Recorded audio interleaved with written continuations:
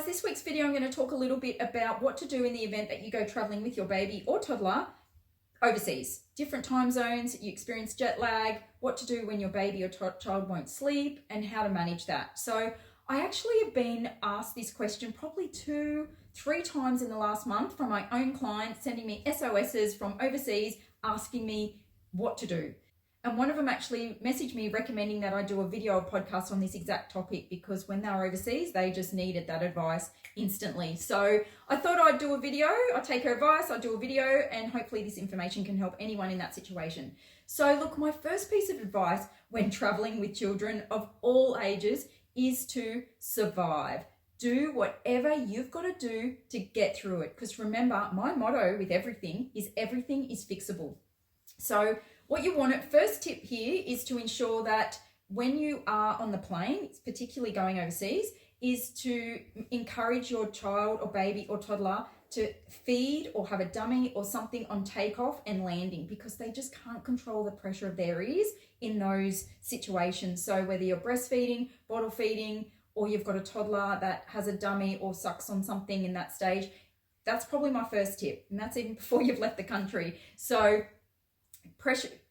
managing the pressure of their ears, that's step one. When you get to your destination, you want to try to get onto their time zone ASAP. And that means, try to keep them awake as much as you can when it's meant to be technically daytime. Obviously working with their naps where need be. You can't skip a nap. That's really important. And work with their wake windows. But when you get to your destination, you want to try and encourage them and yourself to get out in the daylight exposure first thing in the morning. So from 6 or 7 a.m., get out and get some daylight exposure. And that's going to help your body clock, their body clock to adjust quicker and sooner. So that's my other tip there. Also follow wake windows. That's really important. So although your baby or child may not sleep on scheduled times and may not have a dark environment and may not have their own bedroom, you're going to have to get those naps in any way you can. And that might mean in a baby carrier, that might mean in a pram, that might mean in your arms. You do whatever. You're better off getting those naps in any way you can than not getting them in at all. That would be even worse. And then at nighttime, what you're likely to experience is a little bit of resistance or even protesting at bedtime, purely because everything is different to them. They don't understand that you're on holidays. All they know that they're out of whack. Their body clock's out of whack. Their feeding schedule and sleeping schedule's quite possibly out of whack. They're in a different environment. They're in different surroundings. There's different people. There's so much changes around their little world that they're likely to be well and truly out of whack. And that's likely to affect their sleep. In the event that it does start to affect their night sleep, now whether it's at bedtime or they wake up randomly through the night, get them to sleep any way you can. So my big piece of advice here is preferably take a pram or ensure you've got access to a pram, because this is where motion is more likely to work to your advantage in this type of predicament. So let's just say Bub happily goes to bed at 6 or 7 p.m. because they're exhausted and they've had a big day and they just, fall asleep. But then come midnight or 1 a.m. or 2 a.m. they've woken up, not only probably from being jet lagged, but from being in a different environment, and now they're a little bit unsure of where they are and what to do. Now you may find it difficult to get them back to sleep, and all the rocking and bouncing and even feeding in the world is just not going to cut the mustard. They don't even want to co-sleep with you. They just are completely out of sorts. This is where you use motion to your advantage. So it's not ideal, but you might need to take your baby or toddler out of the pram, out of the cot or the quarter cot, or even out of your bed, depending on the situation.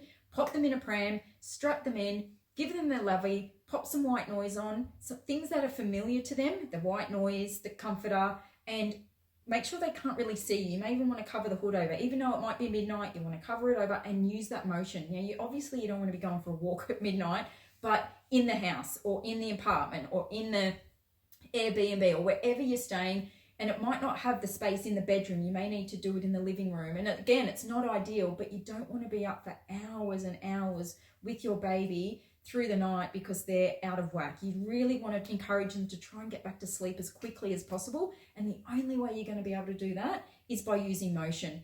And again, like I said, you could try to rock them and hold them and bounce them and pat them, but that's really unlikely to work in this type of predicament where everything's so different.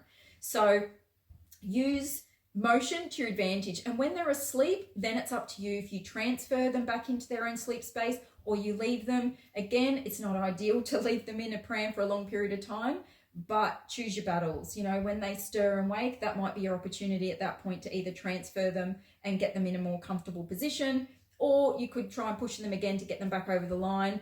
But when you're out overseas or when you're in a situation like that, you just got to do whatever you got to do to get through it. Because when you get back, whether that's 2 weeks later, 3 weeks later, 2 months later, and no matter how much of a pickle you feel you got yourself in when you're away, everything is fixable. And that's my number one, that's my motto. Everything is fixable. So when you get home, you can reestablish your boundaries, you can reestablish your routine, you can reestablish whatever you want to reestablish when it comes to sleep. Allow yourself a good week or so to adjust once you're home as well. So I wouldn't put too much pressure on yourself or your baby once you're home to get things back into gear, because it's likely to take, especially for overseas, you have to go back to, you know, your time zone and reestablish the new times. Everything kind of needs to gel back into place, and that's just not going to happen within 24 to 48 hours. But so allow yourself and your baby some time to adjust when you're home. But after a week or so, then if things haven't gone completely back to the way they were, then if need be, you can start to put a bit more structure into everything and everything will click back into place. Because remember, if your baby was a really good sleeper prior to that, that's a skill for life. It's something they never ever forget. They're likely to go off track in times of traveling and sickness and teething and regressions. But once you're back home and the jet lag is over, you can reestablish everything and you'll get your great sleeper back. So look, I hope this information helps, especially in the event that you're overseas and you experience this, or you're looking at going overseas and you're wondering how you're going to cope. Yeah, hopefully this information can help. And for more information, I do have a traveling pack list, which is included in the app. And I've got more tips and info in regards to not only traveling, but naps on the go, out and about, going out for dinner, anything relevant to just life, really. Baby sleep, toddler sleep, life, sleep guides, food guides, all of that is inside the app. So download the app and take advantage of the 3-day free trial. And any questions that you got, feel free to pop them in the community.